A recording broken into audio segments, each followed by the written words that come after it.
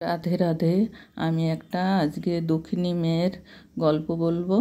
একটা কারেন্ট খবর। আজ 2 দিন হলো মেয়েটা খুবই সুন্দরী মেয়ে, কিন্তু ছেলেটার সঙ্গে বিয়ে হয়েছে। ছেলেটা মোটেও চেহারা ভালো না, অমানান মেয়েটার সঙ্গে, কিন্তু মা বাবা গরিব দেখে তাই ছেলেটার সঙ্গে দিয়েছে। ছেলেটারও যে খুব আহামরি অবস্থা তা না, কিন্তু তবুও যা হোক মা বাবা ভেবেছে আমরা বাংলাদেশ থেকে এসেছি, যাক একটু দাঁড়ানোর জায়গা তো হবে, তাই দিলাম আর কি বিয়ে। তাই সেই জন্যেই মেয়ে ছেলেটার সঙ্গে বিয়ে দিয়েছিল। আপনারা আমার ভিডিওটা দেখে গল্পটা শুনে যদি ভালো লাগে একটা লাইক শেয়ার সাবস্ক্রাইব করে দেবেন। নমস্কার। গল্প হলেও সত্য ঘটনা, শুনুন গল্পটা। এসছে গরিব, কোথায় থাকবে কোথায় করবে, বাবা মা 2 বোন। তাই জন্যে এখন ভেবেছে যে যাই হোক মেয়েটা তো একটা দাঁড়ানোর জায়গা হবে বা আমাদের একটা একঘরে আত্মীয় হবে, সেই জন্যে মেয়েটাকে বিয়ে দিয়েছে। মেয়েটার মার একটু ইচ্ছা ছিল না, তাও দিয়েছে বিয়ে। তারপরে মেয়েটা তবুও মানিয়ে নিয়েছে। শাশুড়িটা খুবই চালাক, মেয়েটার শাশুড়ি খুবই চালাক। তা যা হোক মেয়েটাকে দিয়ে খাটিয়েও নেয়, আবার মনও জোগাতে পারে মেয়েটার। এইভাবে চলছে, চলতে চলতে একটা বাচ্চা হয়েছে। বাচ্চা হলে মেয়েটার কাছে বাচ্চাটা একটুও দেয় না, শাশুড়ি রাখে শাশুড়ির কাছে। আর মনের কি অভিসন্ধি সেই জানে। তাই ওই দুধ খাওয়ানোর সময় ডেকে দেয়, বলে দুধ খাইয়ে দাও, দুধ খাইয়ে দেয়, আবার নিজের কাছে নিয়ে রাখে সেই ছোট্ট অবস্থার থেকে। এখন একটু বেশ বড় হয়েছে। তা মেয়েটা বউটা ছেলেটা এত অসহ্য, মদ মাতাল, সেই গাঁজা ভাং যত কিছু আছে সব কিছু খায়। আর ওই তো চেহারা, তারপরে যদি এরকম করে, আর মেয়েটা এত সুন্দর দেখতে, কত সহ্য করবে। তখন শাশুড়ি কি করেছে, বুঝতে পেরেছে যে এই বউ তো থাকবে না, এরকম আমার ছেলের এরকম স্বভাব হলে, তখন ছেলেকে বকাবকি করে আর বউকে ভালোবাসে। তখন বউকে কি বলবো, ছেলেটাকে বাড়ির থেকে উড়িষ্যায় পাঠিয়ে দিয়েছে। উড়িষ্যা ওর কাকারা থাকে সেখানে, বলছে ওখানে যেয়ে কাজ করে। আর বউটাকে দিয়ে বউটা যা খুশি, এবার খারাপ লাইন ধরিয়ে দিয়েছে যাতে বউটা খুশিতে থাকে। তা সবাই তো আর সমান না, কিন্তু কদিন আর এই বয়সে ভালো থাকবে, অল্প বয়সের মেয়ে। তখন বউটা আস্তে আস্তে খারাপ লাইনই ধরেছে।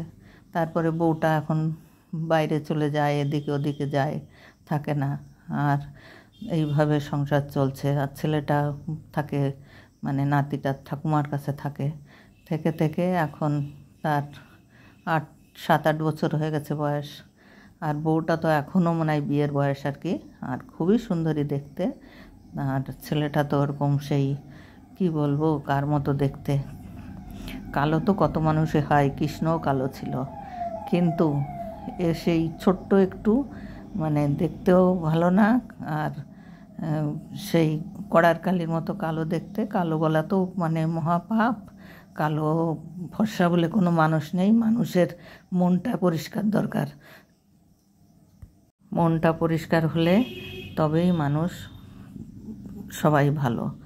কিন্তু এর যেমন ভিতরটা তেমনি উপরটা সব কিছুই তবুও সব কিছু মানিয়ে নিয়ে মেয়েটা চেয়েছিল সংসার করতে।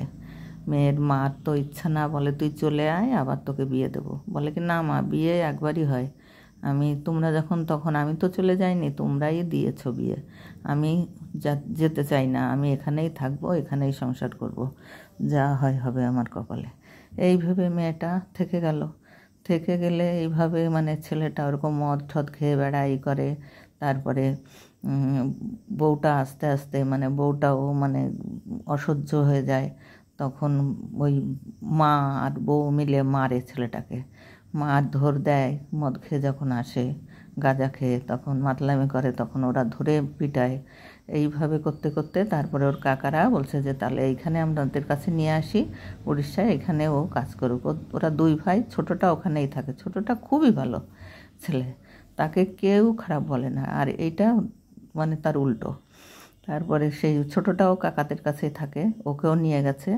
নিয়ে যাওয়ার পরে সেইটা আজকে পরশু দিনের কথা, সকালবেলা খবর এসছে যে অ্যাক্সিডেন্ট করে মারা গেছে সেই বড় ছেলেটা।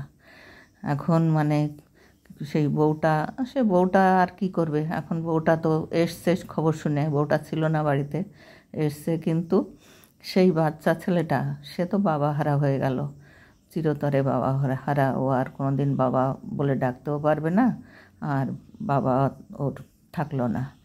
তাই আর মা এতদিন তো একরকম ভেবেছে, সামনের উপর অসহ্য করলে তখন অসহ্য হয়, কিন্তু মা তো একটা, সেই আমাদের গ্রাম্য ভাষায় একটা শ্লোক আছে যে শোলগাজারের পোনা যার যার অঙ্গের সোনা। তা সে যতই খারাপ হোক আর যা হোক, তবু মার তো মন। এখন মা অনেক কান্নাকাটি করছে, বাড়ির থেকে শুনছি আর কি, কিন্তু আমি তো অসুস্থ, আমি আবার ওই সব দেখলে আমার ভালো লাগে না, আমি সহ্য করতে পারি না। বাড়ি বসেই অনেক খারাপ লাগছে। এই কিছুদিন আগে একটা বউ মারা গেল আমাদের একটা বাড়ি পরেই, সেখানে আমি নিজেই পড়ে যেয়ে আমিই মরে যাচ্ছিলাম, এই জন্যে আমি আর যাইনি। বাড়ি বসে শুনছি খবরাখবর। তা বউটা অনেক কান্নাকাটি করছে আর কি, যা ছিল ভালোই ছিল, কিন্তু এ কেমন কি হলো এই বলে আর কি নাকি কাঁদছে আর কি। আর ছেলেটা তো এখনও ভালো করে মানে বুঝতেই পারে না যে ওর জীবনটা কি হয়ে গেল, যে ওর জীবনে মানে কত বড় মানে মাও তো এখন বাড়িতে বেশি থাকে না, ওই কতদিন পরে আসে একদিন, কোথায় যায় কোথায় কি করে সেই জানে। আর বাবাটাও চলে গেল, তাহলে ওর অবস্থা কি ছেলেটার। আর মা বাবা তাদেরও সন্তান হারা হয়ে গেল। অভাগিনী মেয়েটা, সেও স্বামী হারা হয়ে গেল। তা মেয়ে তো আজকালকার যুগে মেয়েরা হয়তো স্বামী পাবে, কিন্তু বাচ্চাটা বাবা পাবে না, তাই বাচ্চাটারই দুঃখ, আর মা বাবারও আর ছেলে সন্তান ফিরে আসবে না। তাই বলছি যে এরকম ভগবান কারোর কপালে এরকম করো না, যদি বাচ্চা দাও তাহলে তার ভবিষ্যৎ বা তার সব চরিত্র সব কিছু ভালো দিও। এরকম করে খ্যান দিলে, তখন সেই খ্যানে জন্ম নিলে তখন বাচ্চারা ভালো হয় না। সেটা আমি আগে একটা গল্পে বলেছি যে বাচ্চা যখন জন্ম নেয় তখনই তার ভবিষ্যৎ ভগবান দিয়েই দেয়, আর তার সে কর্ম যে পথে যায় সেই পথেই তার ভাগ্য তৈরি হয়ে যায়। তাই কর্মটাই ভাগ্যের থেকেও কর্মের মানে এটা বেশি। কর্ম যদি ভালো হয় তাহলে সে ভালো থাকে। হরে কৃষ্ণ কৃষ্ণ কৃষ্ণ হরে হরে, হরে রাম রাম রাম হরে হরে। আমার ভিডিওটা দেখে ভালো লাগলে লাইক শেয়ার সাবস্ক্রাইব করে দেবেন। সত্য ঘটনার উপরে গল্পটা। নমস্কার।